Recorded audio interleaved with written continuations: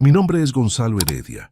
Tengo 63 años y ayer mi nuera me habló como si fuera un sirviente en mi propia casa, delante de mis nietos, como si yo fuera un estorbo que tenía que aguantar por caridad. Lo que ella no sabía es que esa casa donde me humilló no es solo mi hogar. Es el centro de un imperio de bienes raíces que vale $600,000 y que al día siguiente le iba a demostrar quién manda realmente. Esta no es la historia de un abuelo maltratado que se queda callado por miedo a perder el contacto con su familia. Es la historia de un hombre que durante 30 años construyó una fortuna inmobiliaria mientras fingía ser un jubilado común, y de cómo una sola frase despectiva se convirtió en el error más costoso que mi nuera cometió en su vida. Porque mientras Amparo pensaba que estaba poniendo en su lugar a un viejo inútil, que vivía de la caridad de su esposo, yo estaba calculando exactamente cuánto le iba a costar esa humillación, y el precio que terminó pagando va a sorprenderte tanto como la sorprendió a ella.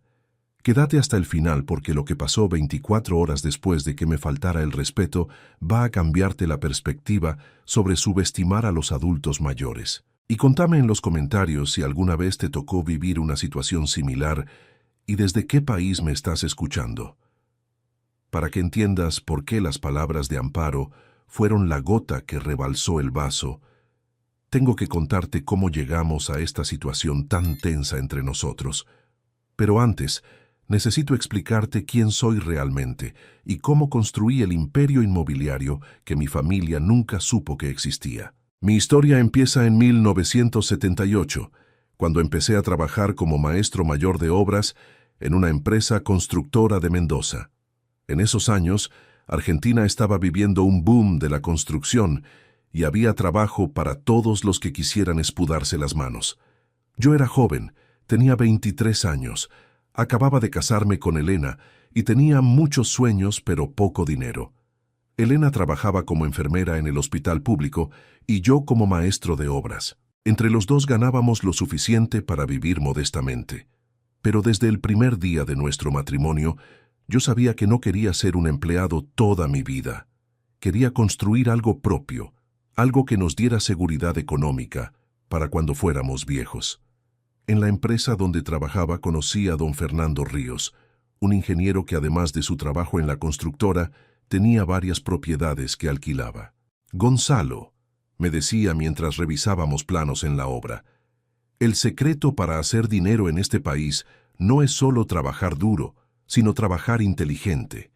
Y lo más inteligente que podés hacer es comprar ladrillos. Los ladrillos nunca pierden valor, me explicaba. La inflación se come tus ahorros, los bancos te roban con comisiones, las inversiones en bolsa son un casino. Pero los ladrillos, los metros cuadrados, eso siempre vale. Siempre hay alguien que necesita un lugar donde vivir. Don Fernando me enseñó a leer las tendencias urbanas, a identificar qué barrios iban a crecer, dónde se iban a extender los servicios públicos, qué zonas iban a valorizarse con el tiempo. No compres donde está caro hoy, me aconsejaba. Compra donde va a estar caro mañana. A los 25 años compré mi primer propiedad, un departamento de un ambiente en un barrio que entonces era considerado marginal, pero que estaba a pocas cuadras del centro. Costaba lo que ganaba en 6 meses trabajando, así que tuve que pedir un préstamo bancario que me comprometía por 10 años. Elena pensó que estaba loco. Gonzalo, me decía, ¿para qué necesitamos un departamento si ya tenemos dónde vivir? Porque alquilábamos una casa pequeña en otro barrio. No es para nosotros, le expliqué, es para alquilar. Con la renta vamos a poder pagar el préstamo y después nos va a quedar un ingreso extra todos los meses. Al principio fue duro. Pagaba la cuota del préstamo, mantenía nuestra casa de alquiler y además tenía que cubrir los gastos cuando el departamento estaba vacío entre inquilinos. Hubo meses que comimos fideos todas las semanas para llegar a fin de mes. Pero Elena me bancó, confiando en que yo sabía lo que estaba haciendo.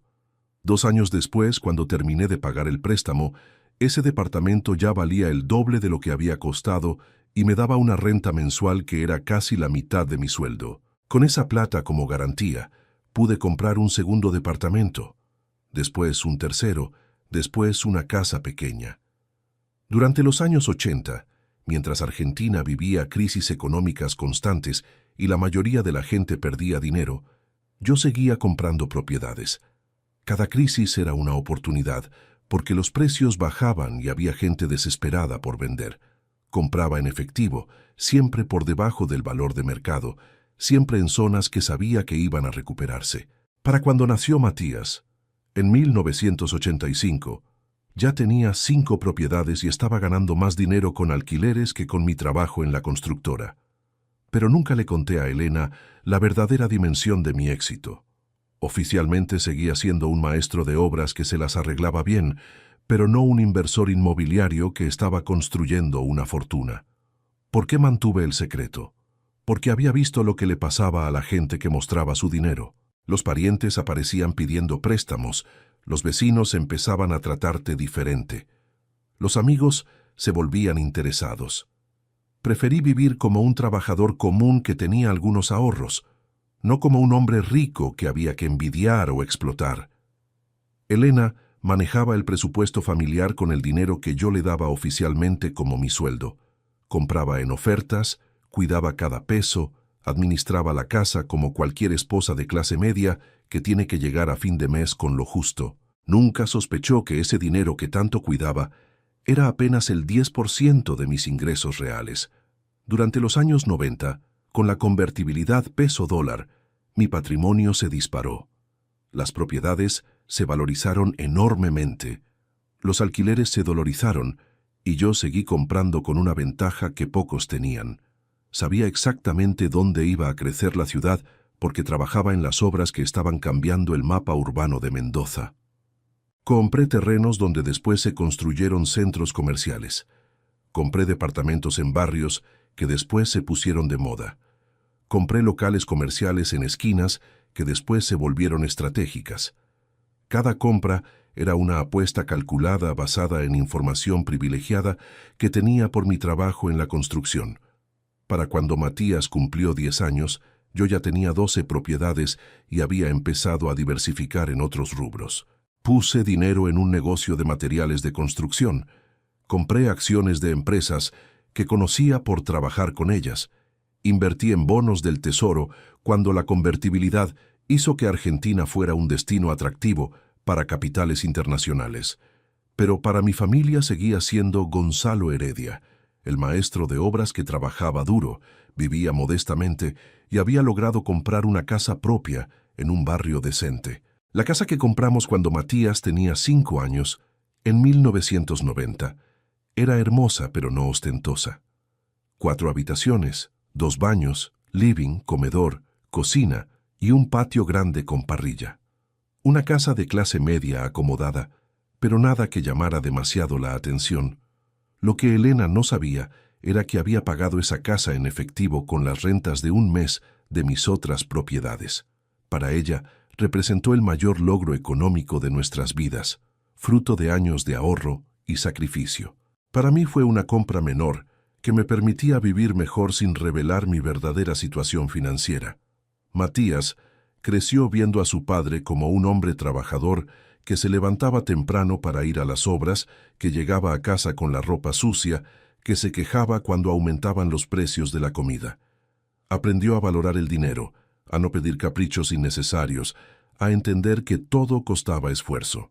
Cuando quiso estudiar ingeniería en la universidad privada, fingí que era un sacrificio económico importante para la familia. «Hijo», le dije, «vamos a hacer el esfuerzo para que puedas estudiar en la mejor universidad, pero vas a tener que ayudar trabajando los fines de semana». En realidad, la cuota universitaria me costaba menos de lo que ganaba en 3 días con alquileres, pero consideré importante que aprendiera a valorar su educación.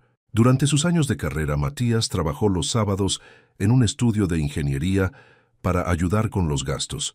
Yo dejé que lo hiciera porque la experiencia laboral lo iba a formar como persona, aunque no necesitaba ni un peso de lo que ganaba allí.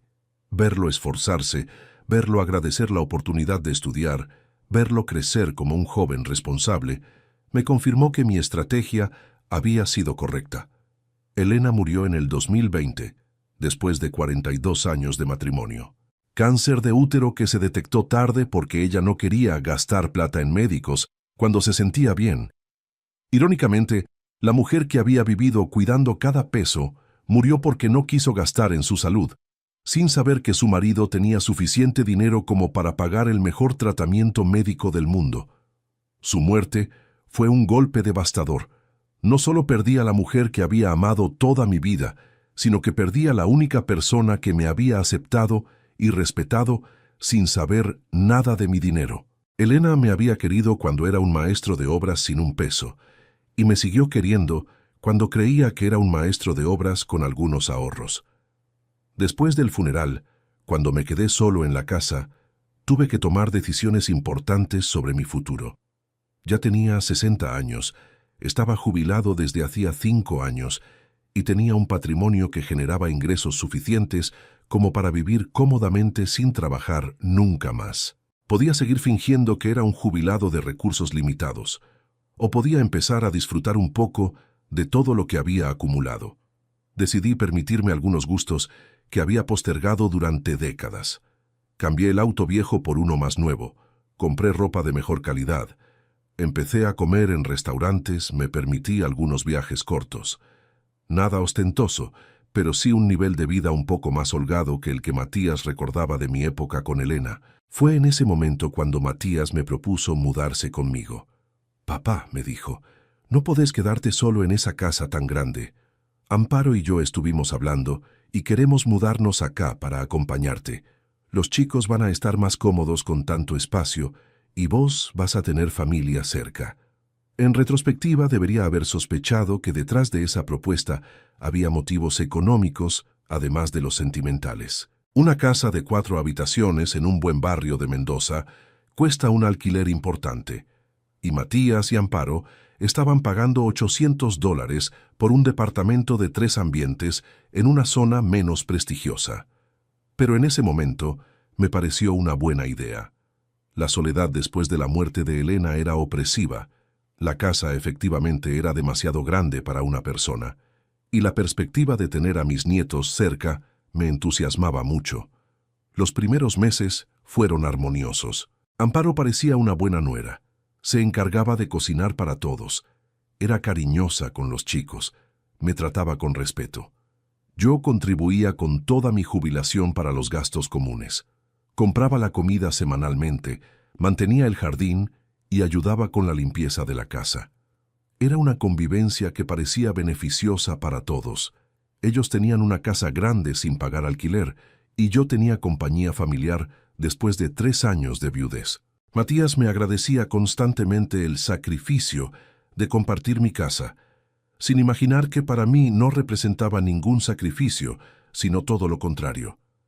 Pero de a poco empecé a notar cambios sutiles en la actitud de Amparo hacia mí.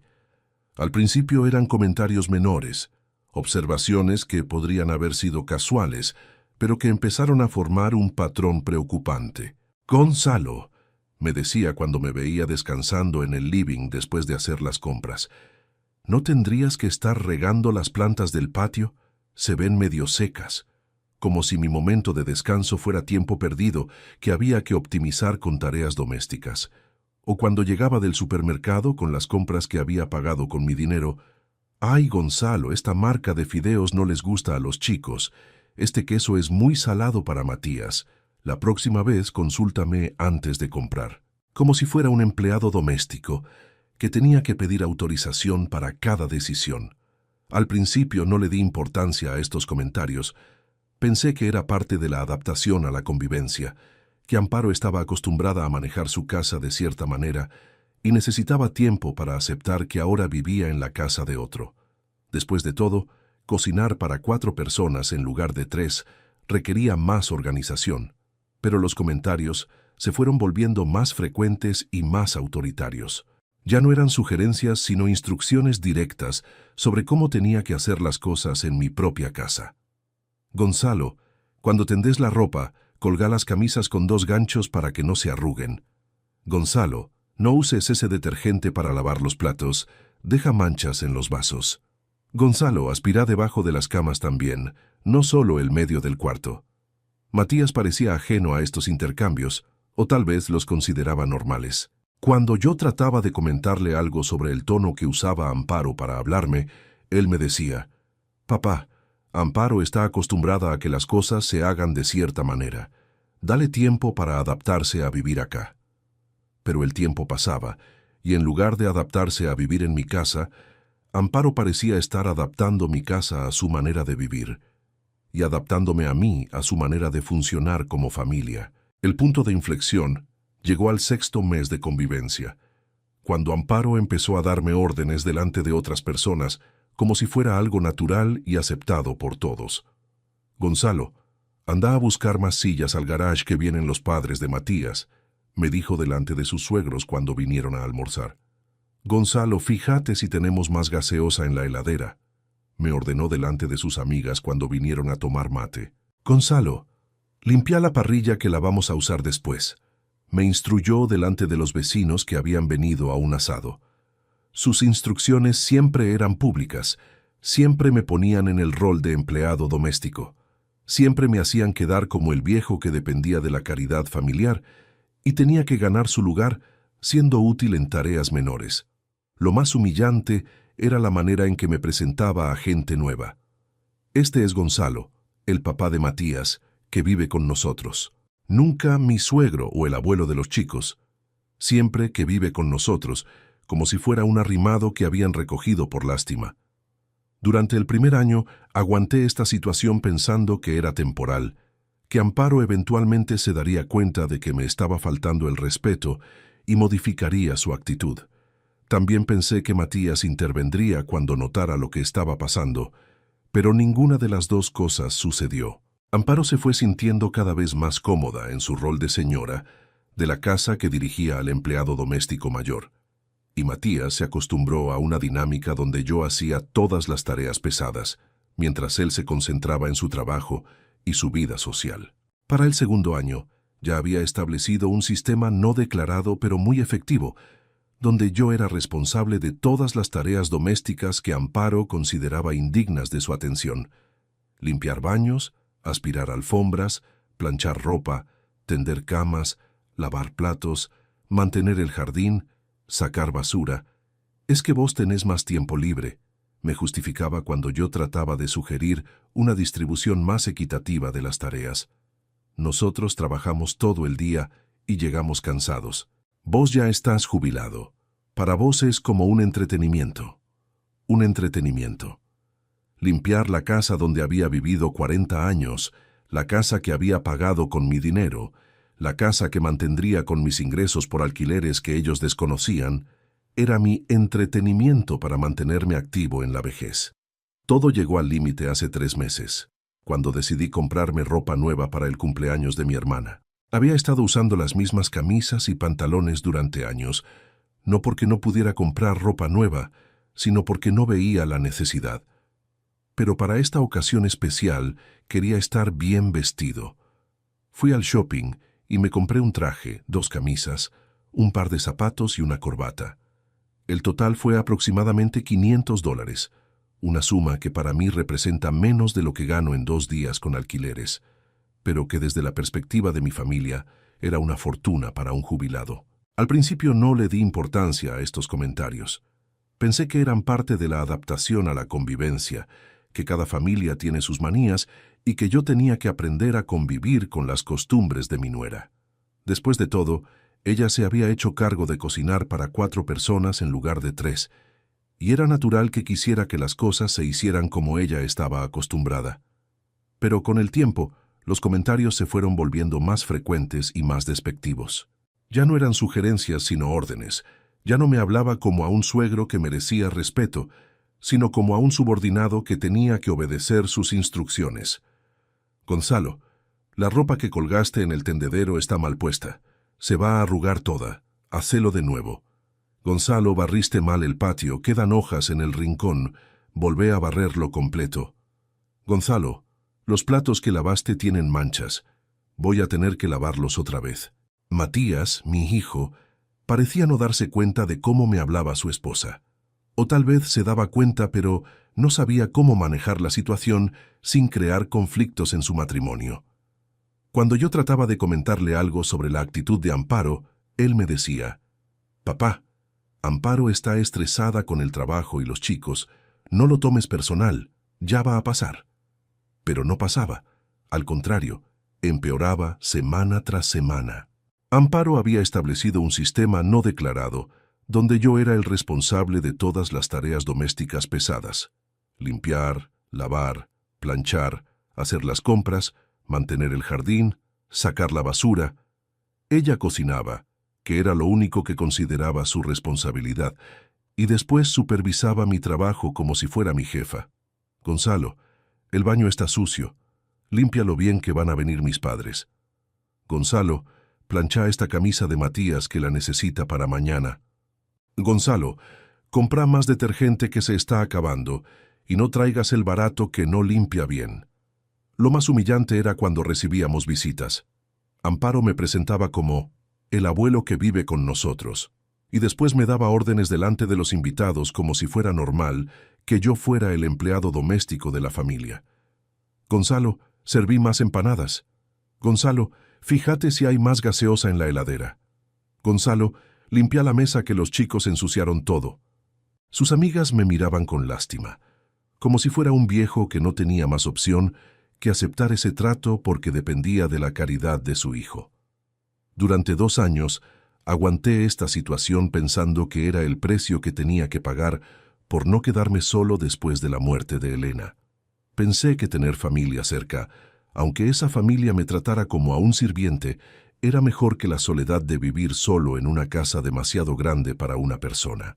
También pensé que mis nietos se beneficiaban de tener a su abuelo cerca, aunque ese abuelo fuera tratado sin respeto por su madre. Sofía y Joaquín me querían, eso era evidente. Venían a contarme cosas del colegio, me pedían ayuda con la tarea, jugaban conmigo en el patio. Para ellos yo no era el empleado doméstico que veía su madre, era el abuelo que siempre tenía tiempo para escucharlos. Pero la situación llegó a un punto insostenible. El maltrato de Amparo se había normalizado tanto que ya ni siquiera se molestaba en disimularlo.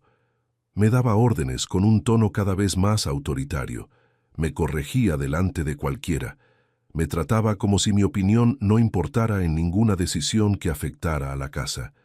El punto de quiebre llegó hace una semana, cuando decidí comprarme ropa nueva para el cumpleaños de mi hermana. Había estado usando la misma ropa durante años, porque no veía la necesidad de renovar mi guardarropa, pero para esta ocasión especial quería estar bien vestido. Fui al shopping y me compré un traje, 2 camisas, un par de zapatos y una corbata. Gasté aproximadamente $500, dinero que para mí es insignificante considerando mis ingresos por alquileres, pero que desde la perspectiva de mi familia representaba una suma importante para un jubilado. Cuando llegué a casa con las bolsas, Amparo las vio y su reacción fue inmediata. «¿Qué compraste?», me preguntó con ese tono inquisitivo que había adoptado para supervisar todos mis gastos. Le expliqué que había comprado ropa para el cumpleaños de mi hermana. «¿Cuánto gastaste?», me insistió, como si tuviera derecho a auditar mi dinero. Cuando le dije la cifra, su cara cambió completamente. «¿Estás loco? ¿Cómo vas a gastar $500 en ropa? ¿Sabes todo lo que hace falta en esta casa con esa plata?». «Amparo», le respondí tratando de mantener la calma. «Es mi dinero, y decidí gastarlo en algo que necesitaba. No es nada extravagante ni irresponsable». Pero ella no quería escuchar razones. Para ella, yo tenía que justificar cada peso que gastaba como si fuera un menor de edad que necesitaba supervisión. «No, Gonzalo», me dijo con una autoridad que me sorprendió por su descaro. «Vos no podés andar gastando plata como si fueras millonario. Acá hay gastos, hay que pensar en los chicos, en el futuro. No podés ser tan egoísta». Esa palabra, egoísta, me dolió más que cualquier otra cosa que me hubiera dicho en 2 años de convivencia tensa. Yo que pagaba todos los servicios de la casa con mi jubilación, que compraba la comida todas las semanas, que mantenía el jardín y limpiaba la casa como si fuera un empleado no remunerado, era egoísta por comprarme ropa nueva. Pero lo peor no había llegado todavía. Lo peor llegó ayer cuando mis nietos llegaron del colegio y quisieron merendar en la mesa del comedor. Yo estaba leyendo el diario en esa misma mesa cuando Amparo entró en la habitación y vio la escena. Gonzalo, me dijo con una voz que helaba la sangre, «Correte de ahí que los chicos tienen que hacer la tarea. Anda a leer a tu cuarto que acá molestás». Sofía, mi nieta, me miró con tristeza y le dijo a su madre, «Mamá, el abuelo puede quedarse, a nosotros no nos molesta». Pero Amparo la cortó en seco. «Los grandes están hablando, Sofía. El abuelo sabe que tiene que irse». En ese momento, con mis nietos mirando la escena, con mi autoridad como dueño de casa siendo pisoteada delante de mis propios descendientes, algo se quebró dentro de mí. Ya no podía seguir fingiendo que esa situación era tolerable, que ese maltrato era el precio aceptable de la compañía familiar. «Amparo», le dije levantándome de la mesa pero sin alejarme, «esta es mi casa. Yo voy a seguir leyendo el diario acá porque es mi comedor, en mi casa, que pago con mi dinero. Si los chicos necesitan hacer la tarea, pueden hacerla en su cuarto o esperarse a que yo termine». La cara de Amparo se transformó en una mueca de ira que nunca le había visto antes. «¿Tu casa?», me dijo con una risa despectiva que me erizó la piel. «Esta casa es de la familia, Gonzalo. Vos vivís acá porque Matías te tiene lástima, pero no confundas las cosas. Acá se hace lo que yo digo porque yo soy la que maneja todo». Y después pronunció las palabras que sellaron su destino. «Si no te gusta cómo se manejan las cosas acá, la puerta está abierta. Nadie te está obligando a quedarte». Esas palabras las dijo delante de Sofía y Joaquín, que nos miraban con los ojos muy abiertos, sin entender por qué su madre le hablaba así a su abuelo. Esas palabras las dijo en mi propia casa, la casa que yo había comprado y pagado 20 años antes de que ella apareciera en la vida de mi hijo. Me fui a mi cuarto sin responder, pero no para obedecerla, sino para planear cuidadosamente lo que iba a hacer al día siguiente. Porque Amparo acababa de cruzar una línea que no tenía vuelta atrás. Me había humillado delante de mis nietos en mi propia casa, me había dicho que me fuera si no me gustaba cómo ella manejaba las cosas. Muy bien, le iba a demostrar exactamente de quién era la casa y quién tenía el poder real en esa relación. Esa noche llamé a mi contador y a mi abogado. «Doctor Ramírez», le dije al abogado, «necesito que prepare los documentos para desalojar a los inquilinos de mi casa». «Sí, mi casa, la que está a mi nombre desde 1990. Necesito que estén listos para mañana por la mañana». Al contador le pedí que prepare un informe detallado de mis ingresos por alquileres y el valor actual de todas mis propiedades. «Don Gonzalo», me preguntó extrañado, «¿para qué necesita esa información? ¿Está pensando en vender?». «No», le respondí, «estoy pensando en educar a mi familia sobre quién soy realmente». A las 8 de la mañana del día siguiente, cuando Matías se estaba preparando para ir al trabajo y Amparo desayunaba en mi cocina como si fuera la dueña de casa, les pedí que se sentaran porque tenía algo importante que decirles. «Matías, Amparo», empecé con una calma que sorprendió hasta a mí mismo. «Ayer Amparo me dijo que si no me gustaba cómo se manejan las cosas en esta casa, la puerta estaba abierta, que nadie me está obligando a quedarme». Bueno, decidí tomarle la palabra. Saqué los papeles que había preparado mi abogado y los puse sobre la mesa del desayuno. «Estos son los documentos de desalojo. Tienen 30 días para encontrar otro lugar donde vivir y mudarse de mi casa». Matías me miró como si no entendiera lo que estaba pasando. «Papá, ¿qué decís? ¿De qué desalojo hablas? Nos estás echando de tu casa». Amparo, en cambio, se había puesto pálida y por primera vez en 2 años no tenía nada que decir. «Sí, Matías», le confirmé. «Los estoy echando de mi casa, la casa que compré y pagué en 1990, que está escriturada a mi nombre, que mantengo con mi dinero y donde aparentemente molesto cuando quiero usar mi propio comedor». Amparo finalmente reaccionó. «No podés hacer eso, Gonzalo. Somos familia. ¿Dónde vamos a vivir con los chicos?». Su tono había cambiado completamente. Ya no era la mujer autoritaria que me daba órdenes. Era alguien que acababa de darse cuenta de que había subestimado gravemente a la persona con la que había estado jugando. «Deberían haber pensado en eso antes de tratarme como a un sirviente en mi propia casa», le respondí. Pero no se preocupen por dónde van a vivir. Tengo la solución perfecta para ustedes. Saqué el segundo grupo de documentos que había preparado mi contador. Resulta que tengo varias propiedades de alquiler. Pueden elegir entre cualquiera de estos 8 departamentos. Eso sí, van a tener que pagar alquiler como cualquier inquilino normal. La cara de shock de Matías cuando vio la lista de propiedades fue todo lo que necesitaba para confirmar que nunca había sospechado la verdadera dimensión de mi patrimonio. «Papá», me dijo con voz quebrada, «¿vos tenés todos estos departamentos? ¿Desde cuándo?» «Los fui comprando durante los 30 años que trabajé como maestro mayor de obras», le expliqué. «Cada peso extra que ganaba lo invertía en propiedades. Nunca se los conté porque quería que vieran en mí un ejemplo de trabajo honesto y vida austera, no un casero que vive de rentas». Saqué el último documento, el informe de mis ingresos mensuales por alquileres. «Esto es lo que gano por mes con mis propiedades, $3,000, más de lo que ganan ustedes dos juntos trabajando tiempo completo». Amparo miraba los números como si fueran escritos en un idioma extranjero.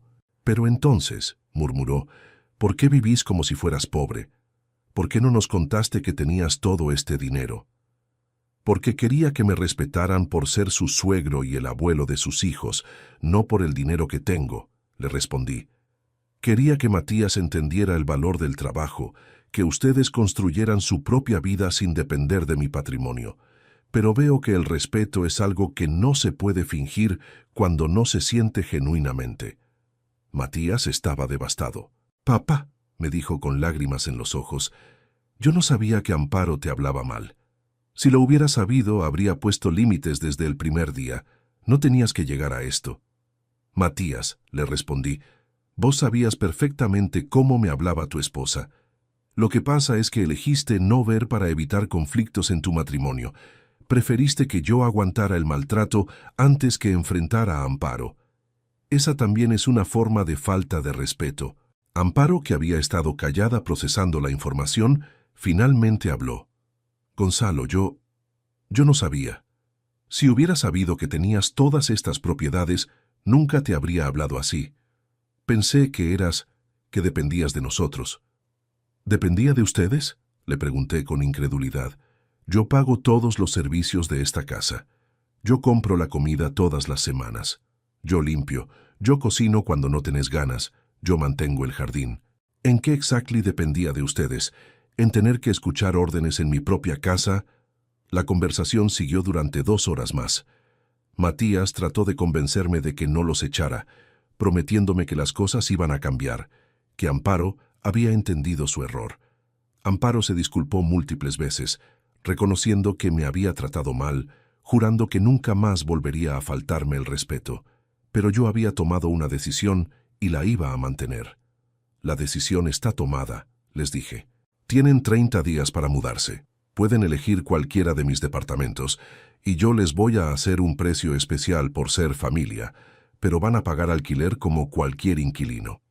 «¿Y nosotros vamos a poder seguir viendo a los chicos?», preguntó Matías, temiendo lo peor. «Por supuesto», le respondí.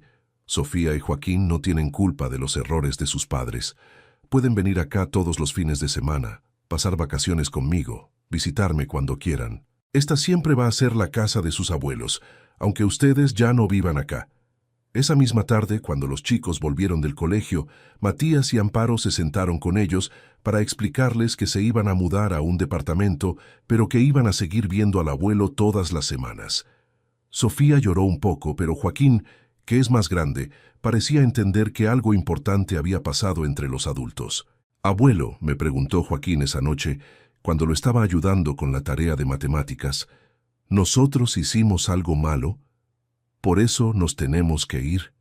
Le expliqué que no habían hecho nada malo, que los adultos a veces toman decisiones difíciles, pero que él y su hermana siempre iban a tener un lugar en mi casa y en mi corazón.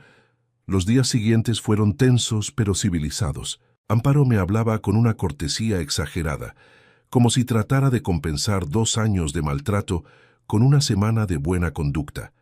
Ya no me daba órdenes, ya no supervisaba mi trabajo, ya no me trataba como a un empleado.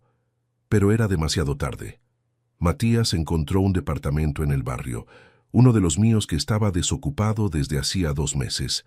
Es un lugar cómodo, de 3 dormitorios, con buena ubicación y un alquiler razonable. Les hice un descuento del 20% sobre el precio de mercado, no porque me hubiera ablandado, sino porque siguen siendo mi familia.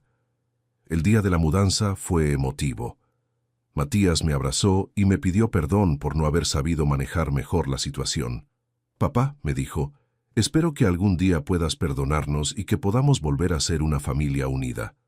Amparo también se acercó a despedirse. «Gonzalo», me dijo con voz quebrada, «sé que no merezco tu perdón, pero quiero que sepas que aprendí la lección. Nunca más voy a subestimar a nadie por su edad o su apariencia, y nunca más voy a faltar el respeto en una casa que no es mía». «Amparo», le respondí, «el perdón se gana con hechos, no con palabras. Si realmente aprendiste la lección, lo vas a demostrar con cómo me tratás de ahora en adelante cuando vengas a traer a los chicos». Han pasado 2 semanas desde que se mudaron. Los chicos vinieron el fin de semana pasado, y fue hermoso tenerlos acá sin la tensión de los últimos años. Jugamos en el patio, cocinamos juntos, miramos películas en el comedor sin que nadie me dijera que estorbaba. Sofía me preguntó por qué la casa se sentía más tranquila ahora que estábamos solos. «Abuelo», me dijo con esa sinceridad brutal de los chicos, «antes mamá siempre estaba enojada contigo, ahora cuando viene está más buena. Los niños perciben más de lo que creemos. Matías viene a visitarme entre semana, después del trabajo. Hemos empezado a reconstruir nuestra relación padre-hijo sin la interferencia constante de los conflictos domésticos. Me ha pedido que le enseñe sobre inversiones inmobiliarias, que le explique cómo construí mi patrimonio, que lo incluya en mis decisiones financieras. «Papá», me dijo la semana pasada, «me siento un idiota por no haber sabido que eras tan exitoso. Todos estos años pensé que tenía que cuidarte financieramente, y resulta que vos podrías comprarme a mí». Le expliqué que no se trataba de quién tenía más dinero, sino de respeto mutuo. «Matías», le dije, «no te estoy castigando por no saber que tengo propiedades. Te castigué por permitir que tu esposa me tratara como a un sirviente durante 2 años sin poner límites». Amparo también ha cambiado su actitud completamente. Cuando trae a los chicos me habla con el respeto que debería haberme tenido desde el principio. Ya no me da órdenes, ya no supervisa lo que hago, ya no actúa como si fuera la dueña de mi casa. Ha aprendido que tratar mal a alguien por considerarlo vulnerable puede ser el error más costoso de tu vida. La ironía de toda esta situación es que si Amparo me hubiera tratado con respeto desde el principio, hoy estarían viviendo gratis en una casa que vale $200,000. En lugar de eso, ahora pagan $800 de alquiler por un departamento más pequeño. Todo porque ella no pudo controlar su necesidad de humillarme. Esta experiencia me enseñó algo importante sobre la naturaleza humana. Hay personas que cuando piensan que tienen poder sobre alguien, no pueden resistir la tentación de abusar de ese poder. Amparo creyó que yo dependía de ella y de Matías para tener un lugar donde vivir, y esa percepción de dependencia la llevó a tratarme como a un subordinado. La verdad es que durante estos 3 años de convivencia, yo podría haber echado a cualquier inquilino problemático de cualquiera de mis propiedades con un mes de preaviso. Pero con mi propia familia, por alguna razón, aguanté maltratos que no habría tolerado de extraños. Quizás porque pensé que los lazos familiares justificaban cierto nivel de paciencia, o porque no quería privar a mis nietos del contacto diario con su abuelo. Pero hay límites que no se pueden cruzar, y Amparo los cruzó todos cuando me humilló delante de Sofía y Joaquín. Durante años había aguantado sus desplantes en privado, pero hacerlo delante de mis nietos fue declarar la guerra abiertamente. Fue decirles a esos chicos que el abuelo no merecía respeto en su propia casa. El impacto psicológico en los niños de ver a su madre tratando mal al abuelo es algo que mucha gente no considera. Los chicos aprenden más de lo que ven que de lo que escuchan. Si ven que los adultos mayores son tratados como ciudadanos de segunda clase, van a normalizar ese trato y lo van a reproducir cuando ellos sean adultos. Durante estos 2 años de maltrato, yo había notado cambios preocupantes en la manera en que Sofía y Joaquín me veían. Al principio corrían a abrazarme cuando llegaba a casa, me buscaban para jugar, me pedían que les contara cuentos antes de dormir, pero gradualmente, influenciados por la actitud de su madre, habían empezado a verme más como el empleado doméstico de la casa que como el abuelo respetable. «Abuelo», me decía Joaquín cuando quería algo del garage, «mamá dice que vayas a buscar la pelota que se nos quedó ahí». Ya no me pedían las cosas directamente. Me transmitían órdenes de su madre como si fuera natural que yo fuera el encargado de resolver todos los problemas prácticos de la casa. Sofía, que siempre había sido muy cercana a mí, había empezado a reproducir algunas actitudes de Amparo. «Abuelo», me dijo un día cuando me vio descansando después de limpiar toda la casa, «¿por qué no estás haciendo algo útil?». Tenía 8 años y ya había aprendido que el abuelo tenía que justificar sus momentos de descanso. Esos cambios en mis nietos me dolían más que todos los maltratos directos de Amparo, porque significaban que el veneno de la falta de respeto se estaba extendiendo a la siguiente generación, que mis propios nietos estaban aprendiendo a no valorar a los adultos mayores. Cuando tomé la decisión de echarlos de casa, una de mis mayores preocupaciones era cómo iba a afectar mi relación con Sofía y Joaquín. ¿Me iban a odiar por destruir su familia? ¿Iban a entender algún día por qué tomé esa decisión tan drástica? Pero también sabía que si no actuaba, les estaba enseñando una lección aún peor, que los abuelos son personas dispensables que tienen que aguantar cualquier maltrato con tal de mantener el contacto familiar, que la edad te convierte en ciudadano de segunda clase que no puede defenderse cuando lo tratan mal. Prefería arriesgarme a su enojo temporario antes que permitir que crecieran pensando que humillar a los mayores es normal y aceptable. Los primeros días después de la mudanza fueron los más difíciles. La casa se sentía extrañamente silenciosa, sin las voces de los chicos, sin el ruido de sus juegos, sin la energía vital que traen los niños a cualquier hogar. Había momentos en que dudé de mi decisión, en que pensé que tal vez había sido demasiado drástico, pero después recordaba la cara de desprecio de Amparo cuando me dijo que la puerta estaba abierta si no me gustaba cómo se manejaban las cosas en su casa, y se me pasaban todas las dudas. Recordaba los 2 años de órdenes constantes, de supervisión humillante, de ser tratado como un empleado doméstico en mi propia casa. La primera vez que Sofía y Joaquín vinieron a visitarme después de la mudanza fue un momento muy emotivo. Llegaron un sábado por la mañana con Matías, que los dejó para pasar el día conmigo. Al principio estaban tímidos, como si no supieran cómo comportarse en la casa donde ahora yo vivía solo. «Abuelo», me preguntó Sofía después de recorrer toda la casa, «¿te sentís solo acá sin nosotros?». La sinceridad de la pregunta me partió el corazón. «A veces sí, mi amor», le respondí, «pero me siento mejor sabiendo que cuando vengan a visitarme me van a tratar con cariño, no como si fuera un estorbo». Joaquín, que es más directo, me preguntó, «Abuelo, nosotros hicimos algo malo, por eso nos echaste». Le expliqué que ellos no habían hecho nada malo, que la decisión había sido entre adultos, pero que a veces los adultos toman decisiones difíciles para proteger cosas importantes. «¿Qué cosas importantes?», insistió. «El respeto», le dije. «El respeto es algo que todos merecemos, especialmente en nuestras propias casas. Y cuando alguien no nos respeta, tenemos que defendernos aunque sea difícil». Esa tarde, jugamos en el patio como no habíamos jugado en meses.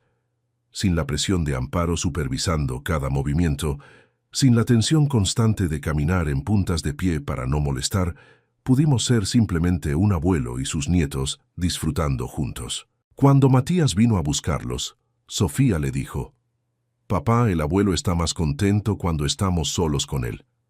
Los niños perciben más de lo que creemos. Habían notado la diferencia entre el abuelo tenso que vivía bajo supervisión constante y el abuelo relajado que podía ser él mismo en su propia casa. Las visitas se han vuelto mucho más significativas ahora que son planeadas y deseadas, en lugar de ser una convivencia forzada por la necesidad. Los chicos llegan entusiasmados porque saben que van a tener la atención completa de su abuelo, sin interrupciones de tareas domésticas o supervisión materna. Hemos establecido tradiciones nuevas. Los sábados cocinamos juntos algo especial para el almuerzo, los domingos vamos al parque o al cine, durante las vacaciones se quedan a dormir varios días seguidos. Son momentos de calidad pura, sin las tensiones que habían contaminado nuestra relación durante la convivencia. Matías también ha empezado a visitarme solo, después del trabajo. Sin Amparo presente, hemos podido hablar sobre lo que realmente pasó durante esos 2 años. Papá, me confesó hace pocas semanas, yo sabía que Amparo te hablaba mal, pero pensé que era cosa de ustedes dos. No me di cuenta de que estaba tan mal hasta que te vi echarla de casa. Hijo, le respondí, parte de la responsabilidad es tuya. Vos elegiste no ver, elegiste no intervenir, elegiste mantener la paz en tu matrimonio a costa de mi dignidad. Eso también dolió. Has sido honesto sobre su cobardía. Tenés razón, papá. Fue más fácil ignorar el problema que enfrentar a Amparo. Pensé que vos podías aguantar porque sos fuerte, pero no pensé en cómo te afectaba emocionalmente. Estas conversaciones han sido sanadoras para nuestra relación padre-hijo. Por primera vez en años estamos hablando como hombres adultos que se respetan mutuamente, no como un empleado doméstico y su supervisor familiar. Amparo también ha tenido que enfrentar consecuencias beyond las económicas. Su propia familia, cuando se enteró de lo que había pasado, la cuestionó duramente. ¿Cómo pudiste tratar así a tu suegro en su propia casa?, le preguntó su madre cuando supo la historia completa. Sus amigas, las mismas que habían presenciado algunos de mis momentos de humillación, ahora la miran diferente. Saben que ella echó a la familia de una casa que no era suya, que maltrató al dueño de la propiedad donde vivía gratis, que confundió generosidad con debilidad. El barrio entero se enteró de la situación y la opinión general no es favorable para Amparo. ¿Cómo pudo ser tan maleducada con don Gonzalo?, comentan las vecinas. Ese hombre siempre fue tan trabajador, tan respetuoso, y ella lo trataba como a un empleado en su propia casa. El precio social del comportamiento abusivo puede ser tan alto como el precio económico. Amparo no solo perdió la oportunidad de vivir gratis en una casa hermosa, también perdió reputación, credibilidad y el respeto de su comunidad. Pero lo más importante que perdió fue la oportunidad de tener una relación sana con su suegro. Porque aunque ahora me trata con respeto cuando trae a los chicos, ambos sabemos que es un respeto forzado por las circunstancias, no un respeto genuino, nacido de la consideración. Mi mensaje para todas las familias que están pasando por situaciones similares es claro: el respeto intergeneracional no es opcional. Los adultos mayores no pierden su derecho a la dignidad cuando envejecen, y los más jóvenes no adquieren derecho a maltratar solo porque creen que tienen power económico o físico.